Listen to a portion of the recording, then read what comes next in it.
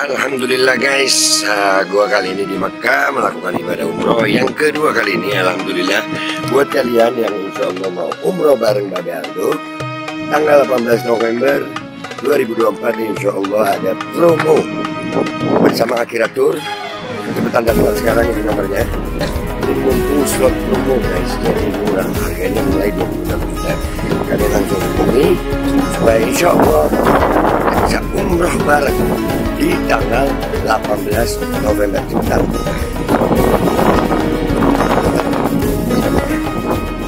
Sebagai manusia, iya sebagai manusia ada kekeliruan. Oke, siap loh. Iya. Kalau umpamanya setiap orang kayak abang selesai nih diskusi nasab, selesai, masing-masing menyadari ada kekeliruan, ya jangan maksa. Nah, iya, kalau gini loh, sekarang gini loh, kalau kita nggak maksa, di pihak Pak Lui juga ada kekeliruannya juga dong, jangan memaksa. Oh, yang maksa siapa? Loh, sekarang gini, ada nggak? Yang maksa siapa? Ini sudah terjadi pemaksaan polemik ini, ada yang mempertahankan, ada yang yang mengkritisi gitu loh. Oh, enggak, kalimatnya bukan membatalkan. Kok enggak membatalkan? Yang jujur dong bang, yang jujur. Bagaimana sesuatu belum pernah mendapat isbat dari narkoba dibatalkan? Oke. Isbatnya dari siapa? Banyak, cuman nggak diterima. Bagaimana? Oke, satu pertanyaan, sebentar bang Gumi. Satu pertanyaan. Nggak usah jauh-jauh bang Gumi. Dari 100 tahun sebelum adanya iman, dari satu narkoba yang membatalkan. Saya mau lihat buktinya. Tidak ada. Saya katakan tidak ada narkoba yang membatalkan. Karena tidak ada narkoba yang mengisbat. Oke, saya jawab. Alawiyah mempunyai legalitas. Sebentar, satu-satu. Saya belum selesai ngomong kok dipotong. Loh ya, satu-satu. Nggak ada. Saya belum selesai ngomong. Iya, tapi saya belum selesai ngomongnya. Tadi kan situ kan bertanya, apakah ada yang membatalkan? Ya, narkoba yang membatalkan. Saya jawab, belum ada narkoba yang membatalkan. Karena apa? Karena belum ada narkoba yang mengisbat. Isbat syahadat dari narkoba itu tidak ada. Saya mau jawab itu nggak boleh. Ya silakan sekarang jawab, silakan. Ibrahim bin Mansur ngomong, Sayyid Mahdi Rojai ngomong, narkoba Maroko Alves ngomong, Syekh Ali Jum'ah ngomong, bahkan mahasiswa Mesir datang ke Narkobatul Ashraf di Mesir juga mengisbat. Pertanyaannya, dengan adanya seperti ini, apakah Kiai Imad dan kelompoknya atau Bang Kumis sudah pernah datang ke sana untuk mengatakan mereka tidak mengisbat? Sementara dari kami sudah ada yang ke sana. Ada bukti videonya, ada bukti manuskripnya, sudah ada isbat. Sudah ada. Bang Aldo, Babe Aldo, dengerin ya. Isbat berupa yang legalitas itu harusnya berupa sertifikat, bukan cuma sekedar pernyataan. Ya, ini masalah nasab, ini isbat dari narkoba itu pasti narkoba itu mengeluarkan suatu sertifikat, yang mengisbat. Nah, itu tunjukkan aja di publik. Ini loh sertifikat isbatnya saya. Ada sebagai publik ya pernah melihat itu. Miaris punya contohnya, Miaris.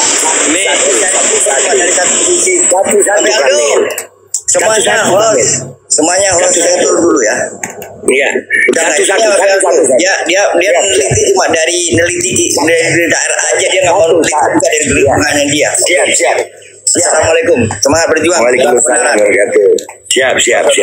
Jadi minta maaf Bang Gumis ya. Di saat Anda belum tahu bukan berarti tidak ada. Di saat Anda belum tahu bukan berarti tidak ada. Itulah yang dimaksud peneliti. Kalau mau meneliti betul-betul. Ada. Bahkan Sayyid Amin Al-Idrisi Al-Hasani datang ke Indonesia ke Robito untuk bertukar buku nasab. Ada, makanya searching yang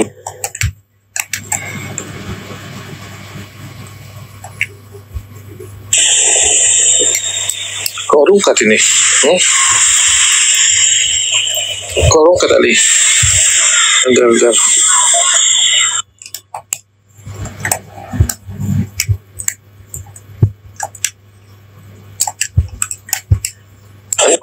Apakah saya Ini bukan masalah termasuk publik. sebentar? Iya, tunjukkan aja itu. Bang, Nah, Bang, lihat yang punya sertifikat Bang, yang anak ditunjukkan Bang, ke publik. coba gitu Bang, loh. baca Bang. Bang, baca Bang, coba. Baca Bang. Itu apaan tuh? Abang screenshot aja bang. Atau nanti minta bukunya untuk baca. Nggak apa-apa. Ini pernyataan daripada Sayyid Anas Qutbi Al-Hasani, seorang pencatat Al-Nasab Madinah, menulis, beliau mengatakan Balawi sahih. Kelas bang, ini baru satu bang. Di sana bang searching, saya cuma pesen sama bang Kumis searching. Udah nggak perlu ke sana deh. Abang bilang mau cari di publik harus tahu. Publik yang gimana? Kalau publik harus tahu, dipaksa harus tahu, kita harus ngasih tahu satu-satu, nggak sanggup bang. Paling tidak apa yang sudah disampaikan ke publik, abang cari, bukan nggak disampaikan ke publik. Di channelnya Nabawi TV ada. Dokter siapa itu namanya, Hanifah sudah menyampaikan. Yang jadi masalah bang adalah di saat abang tidak tahu mengatakan itu tidak ada.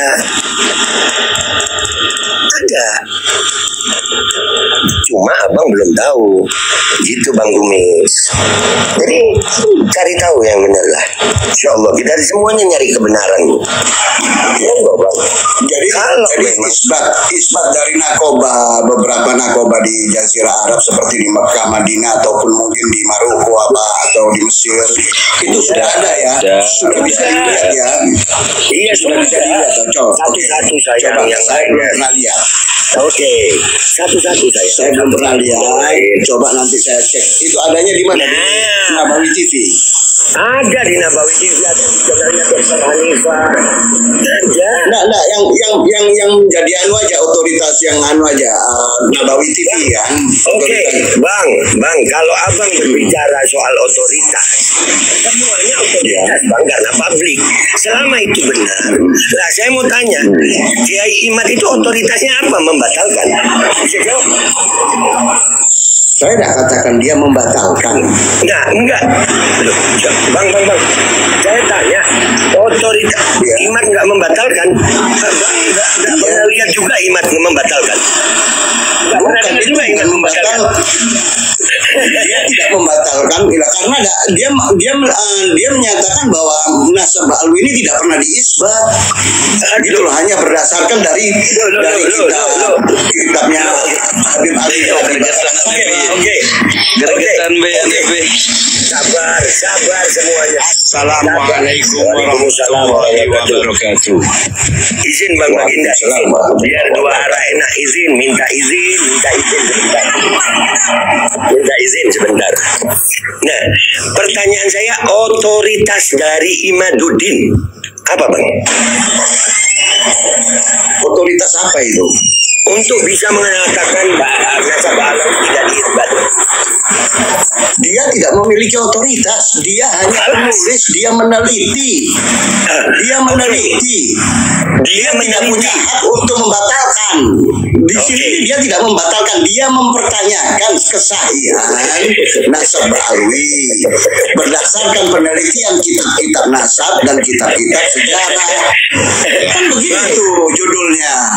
Kok sekarang diputar masalah pembatalan dan lain sebagainya. Saya setuju kalau ada pendapat Anda seperti itu. Artinya pendapat Anda ini lebih objektif menurut saya ya, karena Anda mengatakan bahwa Imad tidak pernah membatalkan nasab Alawi. Oke, poin di situ saya dapat itu. Imat hanya mempertanyakan. Nah, ini menarik ini ya. Artinya pandangan Bang Kumis terhadap kajian Imat ini lebih objektif gitu loh daripada pendukung-pendukung Imat yang lain. Karena dari statementnya Imat sendiri mengatakan Mbak Alawi itu putus ya, dengan bahasa yang luar biasa ya, itu dia mengatakan putus. Nah, tapi ternyata di pandangan orang yang artinya pro dengan kajian-kajian tulisannya Imat mengatakan ternyata Imat ini nggak memutuskan. Nah, ini menarik sebenarnya. Jadi kita nggak usah kemana-mana lagi, tapi ini sesuatu hal yang menarik bahwa ternyata orang yang yang punya perhatian juga terhadap tulisan-tulisan Imat itu ternyata bisa mengambil kesimpulan bahwa Imat ini ternyata tidak membatalkan nasab Alawi. Itu Bang Aldo. Jadi begini, sebentar. Ya, saya jawab. Saya akan membedakan. Iya, saya nggak bantah. Ya, jadi saya membedakan tulisan Kiai Imat dengan pernyataan Kiai Imat, entah itu di YouTube maupun di wawancara ataupun di ceramah-ceramahnya. Jadi saya menilai hanya sebatas saya nilai tulisan yang ditulis oleh Kiai Imat, penelitian yang ditulis oleh Kiai Imat. Di dalam penelitian itu tidak ada kata-kata membatalkan. Kan judulnya aja kan tahu ada itu menakar kesahihan nasab Alawi menurut metodologi pustaka kajian kitab-kitab sejarah dan nasab. Kan itu judul tesisnya dia, tulisannya dia. Dan di tulisan itu tidak ada tulisan untuk mengatakan dia membatalkan. ya, jadi Dia hanya memberikan penelitiannya terhadap kitab-kitab itu. Jadi kalau masalah pernyataannya itu sudah macam-macam kita menanggapi itu.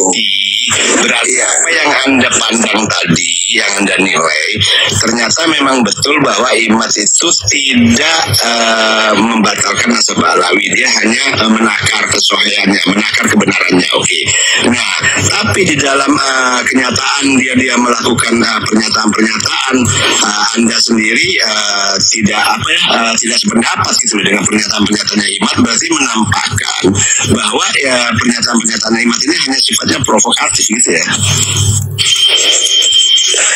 Saya bukan tidak berpendapat ya. Saya bukan tidak berpendapat bahwa pernyataan Kiai Imat itu tidak bisa dibenarkan atau ditolak atau apa. Enggak. Hanya kan ini kan masalahnya kan kita bicarakan masalah kajian kita. Kajian yang saya tanyakan kepada Anda gini loh, Bang Kumis. Ya, kalaupun ada pernyataan Bang Kumis, sebentar. Ya. Gini Bang Kumis, maksud saya gini, pernyataan Imat itu kan bisa dikatakan provokatif karena tidak sesuai dengan kajian tulisannya kan gitu. Sepakat saya. Memang ada unsur-unsur provokasi, unsur-unsur ya mungkin kepentingan dan lain sebagainya. Kita nggak pungkiri itu. Cuman di dalam masalah ini kita kan nggak tahu. Kita hanya membaca di luaran aja, hanya asumsi aja. Oh, ini mungkin ada gerakan begini, ada pergerakan begini. Itu semua asumsi. Nah, saya tidak mau berbicara di ranah asumsi, gitu loh maksud saya. Kalau ini kajiannya kita membahas kajian karya tulis, ya kita bahas karya tulis. Tapi nanti kalau bergeser di kajian masalah provokasi, agitasi, propaganda, penyebaran opini, kemudian ada tujuan-tujuan tertentu, ya silahkan dibahas, tapi topiknya tersendiri, gitu loh Bang. Saya mau tanya sama Bang Kumis, sudah baca bukunya Kiai Imat? Sudah baca belum? Iya, sudah baca. Sudah semua. Berapa kitab yang dijadikan rujukan? Dan apa aja kitab sejarah yang dia pakai rujukan? Saya lupa ya, tapi kurang lebihnya sekitar antara 9 atau 12 kitab. Antara 9 sampai 12 kitab. Oke, kita pakai salah satu. kita pakai salah satu. Syajaratul Mubarakah yang ditahqiq oleh Sayyid Mahdi Rajai. Ada di situ. Ada di situ ya, itu jadi rujukan sumber juga. Oke, saya mau tanya, di saat Imad menjadikan Sayyid Mahdi Rajai yang bermazhab Syiah untuk kitab sebagai jadi rujukannya, menurut Anda apakah itu bisa diakui kebenarannya? Begini Bang Babe, kitab Sejarah Al-Mubarakah itu karya tulisnya Ar-Razi, bukan karya tulisnya Fahrudi, bukan karya tulisnya Mahdi Rajai. Saya tidak tanya itu. Yang saya tanya, tolong nggak usah kemana-mana nih. Pertanyaan saya sih, kitab Syajaratul Mubarakah yang ditahqiq oleh Sayyid Mahdi Rajai, Imam tidak menjadikan Syajaratul Mubarakah yang pertama untuk di situ. Kalau memang baca kitabnya, Imam menyatakan Syajaratul Mubarakah yang ditahqiq oleh Sayyid Mahdi Rajai, seorang ulama Syiah, apakah bisa dijadikan dasar kebenaran atau tidak menurut Anda? Bisa. Kalau bisa, tahqiq kan hanya penyalinan. Jangan meremehkan tahqiq. Tahqiq kalau dari orang yang tidak benar, maka itu tidak benar. Jadi tahqiq jangan bilang hanya dong. Bisa tahqiq dari Sayyid Mahdi Rajai, antum akui kebenarannya ya. Kenapa antum tidak mengakui lisan yang mengisbat Ba'alawi? Tolong dijawab. Karena terjadi kontradiksi antara lisan dengan tulisannya. Oke, jadi menurut antum, Imam lebih tahu tentang tulisan Sayyid Mahdi Rajai dibanding Mahdi Rajainya sendiri. Lebih tahu maksudnya, lebih tahu apanya, itu isi hatinya atau apanya? Tulis kan abang, saya tanya. Nggak kemana-mana bang. Tulisan Sayyid Mahdi Rajai yang mentahqiq Syajaratul Mubarakah itu bisa dijadikan kebenaran ya? Bisa dijadikan kebenaran. Bisa. Artinya tulisan Mahdi Rajai itu bisa dijadikan dalil kebenaran. Nah, pertanyaan saya berikutnya, di saat tulisan Mahdi Rajai itu diartikan oleh Mahdi Rajai dengan mengisbat nasab Ba'alawi, kenapa antum nggak percaya? Antum lebih percaya. Begini sebentar, Babe. Oke. Ya. Begini, Babe. Ya. Kitab yang ditahqiq oleh Mahdi Ar-Rajai itu, ya, di kitab itu Mahdi Ar-Rajai tidak mengisbat maupun membatalkan nasab Ba'alawi, hanya mentahqiq kitab Sejarah Al-Mubarakah. Gak ada hubungannya dengan Ba'alawi di situ. Maksudnya mengisbat maupun membatalkan di kitab itu. Oke. Nah, kemudian yang menjadikan polemik ini, Mahdi Ar-Rajai mengisbat nasab Ba'alawi melalui lisannya, menyatakan bahwa nasab Ba'alawi itu sahih berdasarkan suhroh wal istifadhah, karena suhroh wal istifadhah itu adalah satu-satunya kaidah dalam ilmu nasab. Itu jadi apanya yang dipermasalahkan? Nah, sedangkan Kiai Imad tidak setuju dengan pernyataan Kiai Mahdi Ar-Rajai bahwa itu adalah satu-satu cara yang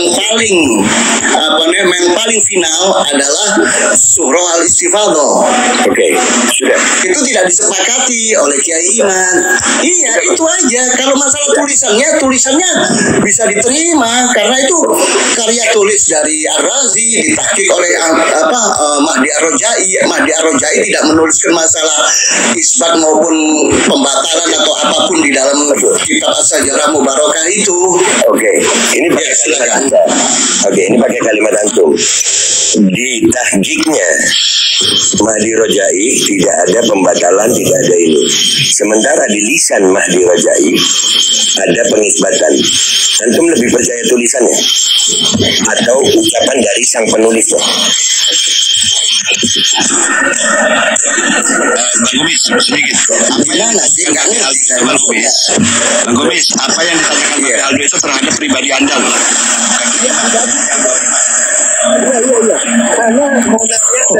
Anda mau nanya sama Bang Gumis tentang pribadi Bang Gumis. Tulisan Mahdi Rojai bisa dipercaya, ucapan Mahdi Rojai tidak bisa dipercaya. Anda lebih memilih mana? Saya bukan menilai percaya atau tidak percaya. Saya nanya. Unsur masalah percaya tidak percaya. Saya nanya Anda. Saya nanya pribadi. Metodologi yang digunakan oleh Mahdi Ar-Rojai itu tidak diterima oleh Kiai Imad. Itu bukan tidak dipercaya. Tidak dipercaya, bukan. Saya nggak nanya itu. Pertanyaannya salah. Masa percaya kepada Mahdi Rojai? Percaya masalah apa? Saya luruskan Metodologi. Oke. Saya luruskan dikit. Jadi gini Bang, biar jelas ya. Tadi Bang Gumis sudah menilai penulisan atau kajian daripada Imad itu bukan membatalkan nasab Ba'alawi, tapi mempertanyakan kesohiannya, menakal ya kan? Itu poinnya. Satu. Nah, lalu tadi Babe membawa bagaimana kajian Imad itu membawa rujukan yang paling dibesar-besarkan sama Imad adalah Sajarah Mubarakah. Nah, di dalam Sajarah Mubarakah sendiri, Sayyid Mahdi Rojai itu, ya kan, dia membuat mentahqiq daripada kitab tersebut, tapi di saat itu Anda katakan bisa dipercaya. Ya, lalu di saat Sayyid Mahdi Rojai dipertanyakan tentang nasab Ba'alawi, dia mengisbat dan mengatakan sahih sesuai Syuhra wal Sifado. Poin di situ dulu. Nah, terlepas dari pandangan Imad, Babe Aldo ini menanyakan pendapat Bang Kumis pribadi, karena Bang Kumis sendiri mengakui bahwa kajian Imad tersebut bukan membatalkan Ba'alawi, tapi menanyakan atau menakar kesahihan nasab Ba'alawi. Itu poinnya. Jadi di pandangan Bang Kumis terhadap Sayyid Mahdi Rojai sendiri itu bagaimana? Kalau tahqiqnya bisa dipercaya, apakah pernyataan dari lisannya secara umum terbuka itu bisa dipercaya juga atau tidak terhadap pandangan Bang Kumis pribadi? Gitu loh. Oke, saya jawab ya. Nggak usah saya jawab. Iya, enggak bawa iman. Saya jawab ya. Kalau ditanyakan ya kitab yang ditahqiq oleh Mahdi Ar-Rojai itu bisa dipercaya atau tidak, saya katakan itu pertanyaan benar. Saya katakan bisa dipercaya karena tidak ada pemalsuan di dalamnya. Oke, itu pertanyaan benar. Apakah percaya kitab yang ditahqiq oleh siapa? Mahdi Ar-Rojai, kitab As-Sajarah Mubarakah itu? Saya jawab bisa dipercaya. Kemudian pertanyaan, apakah percaya apa yang disampaikan oleh Mahdi Ar-Rojai? Pertanyaannya keliru. Itu bukan unsur percaya atau tidak percaya. Bukan ada unsur penipuan atau kedustaan, bukan. Unsurnya masalah metodologi. Metodologi yang dipakai oleh Mahdi Ar-Rojai itu berdasarkan Syuhra wal Istifado. Sedangkan metodologi itu ditolak oleh Kiai Imad. Jadi kalau dipertanyakan apakah percaya, bukan pertanyaan percaya, itu metodologi. Ya, itu enggak di pandangan pribadi Bang Kumis sendiri. nggak usah kacamata imat lagi, karena kalau kacamata imat itu memakai kacamata pribadi. Kalau pandangan saya, metode nasab Iya. secara ijma ulama nasab. Iya, kalau pandangan saya, metodologi yang digunakan oleh Mahdi Ar-Rojai itu saya nggak sepakat. Oke. Saya lebih sepakat pada kitab sezaman. Deal. Begitu loh. Deal. Ya, Itu oke. asik ini. Asik, deal. Berarti Anda tidak mengakui semua nasab turunan Nabi ya? Oh tidak dong. Kenapa? Tidak, kita tidak menafikan semua bahwa keturunan Nabi itu tidak ada. Bukan begitu. Kenapa? Kenapa? Ya, karena ada di hadis bahwa keturunan Nabi itu ada. Loh, kan tadi ini Keturunan masalah Nabi itu isbat. ada. Saya mau nanya. Apakah sekarang gini, apakah keturunan Nabi ini Alawi saja? Kan tidak ada berbagai macam. Sebentar. Kita mau pakai metodologinya Imat ini. Anda mau pakai metodologinya Imat. Kalau ada nakoba ashraf di Maroko, maka harus dihitung semua nakoba yang ada di dunia. Kalau ada nakoba di Mesir, harus ada isbat dari nakoba. Antum bisa tunjukkan nggak?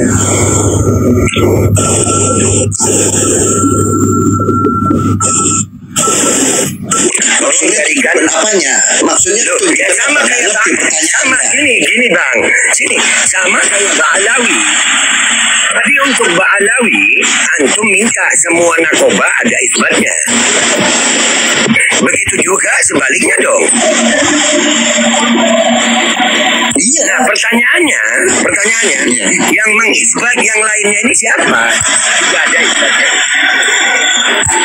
Loh, kalau yang lainnya kan kita sudah dengar ya, kita kan nggak membahas sebentar, kita kan nggak membahas masalah nasabnya Al Idrisi atau nasab yang lain. Berarti sudah sampai pada kesimpulan bang. Berarti ini tendensius kepada Ba'alawi aja ya. Iya, tendensi memang. Iya. Selesai. Berarti sudah Bang Gumis. Sebentar. Gitu loh. Selesai saya diskusi sama Bang Gumis karena bagi saya saat sesuatu itu sudah tendensius maka sudah tidak ilmiah. Terima kasih. Assalamualaikum. Waalaikumsalam. Tidak objektif lagi, udah beres berarti. Bukan Ya, siap. Ya, memang tendensinya untuk menakar nasab Ba'alawi itu tendensinya di situ. Tapi gini Tidak ada menakar nasab yang lain. begini Bang Gumis, Afwan. Selain Nabi kan banyak keturunan Nabi. Enggak, gimana gini Bang Gumis. Selain Nabi kan banyak yang mengaku keturunan Nabi. Bang Gumis pernah nggak melihat isbat-isbat itu gitu loh? Nah iya, saya katakan tadi kan, saya tidak pernah melihat isbat-isbat itu. Kan dia tanya, berarti nasab keturunan Nabi ini nggak ada semua. Saya katakan ada, keturunan Nabi itu ada. Tapi yang kita ini ada di Indonesia, ini kebetulan yang ada di Indonesia ini kan Ba'alawi. Ya, Oh salah, banyak yang lain banyak. Oke, banyak yang lain. Banyak. Tapi yang lain ini kan kita nggak pernah dengar adanya penelitian. Iya, hanya fokus meneliti Ba'alawi saja. Artinya kan begini, artinya benar kata Babe Aldo, Bang Gumis verifikasi kok kenapa yang dipojokkan cuma Ba'alawi. Kalau memang pengen adil, ayo dong. Pada ngobrol sama Buzzer, mukanya juga kelihatan. Akun aja model begitu, profil pakai muka apaan begitu, nama Bang Gumis. Masih aja model profil ini. Ini Bang Gumis, dia Nah, menjaga kita itu. lumayan Beb, naikin inian. Hydrogel probiotik. For Power, Hydrogel teruji BPO OMD. Testimoni, Sudah bisa makan manisan nanas. 1 minggu sudah bisa minum kopi dan makan pedas. Asam lambung 7 tahun baru kali ini sembuh. Terima kasih Hydrogel probiotik. promo Muharram diskon 20% dari harga 200.000 menjadi 160.000. Dibuka keagenan dan distributor seluruh Indonesia. Promo distributor setiap kabupaten. Ada reward umroh bersama Babe Aldo. Hydrogel solusi untuk lambung Anda.